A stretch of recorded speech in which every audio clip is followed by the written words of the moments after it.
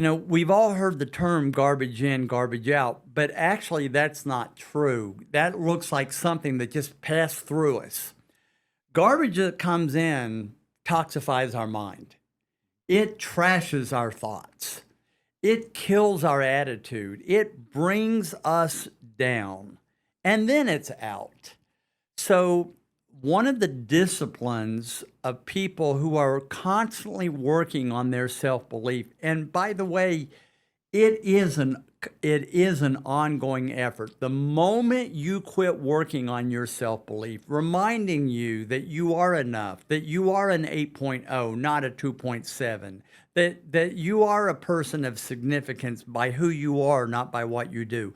The moment you quit working on that, the pressures are so unrelenting around us that you start getting pulled down to a 2 point, to that 2.7, I am not enough. So I remind people that if you don't work on your 2.7, you're never going to move towards an 8. If you quit working on your 8 once you get there, you will quickly become a 2.7.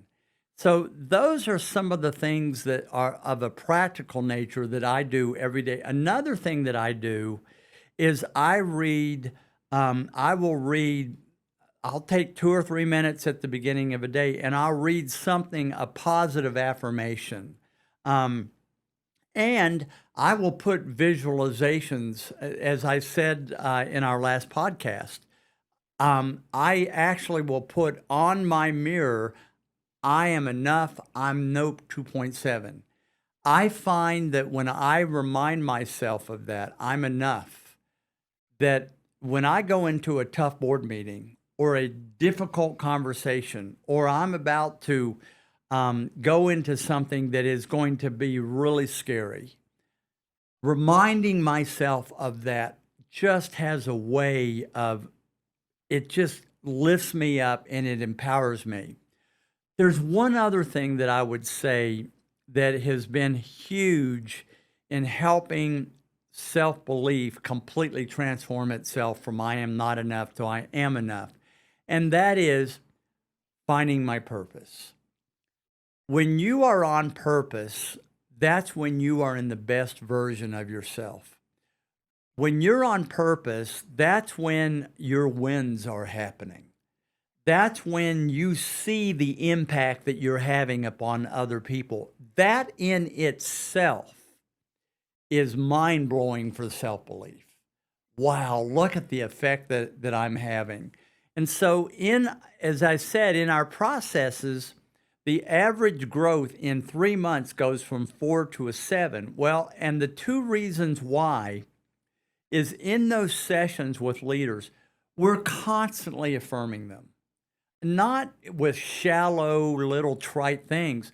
When they're doing something well, when they've had a win, we lift it up. And celebrating wins creates momentum.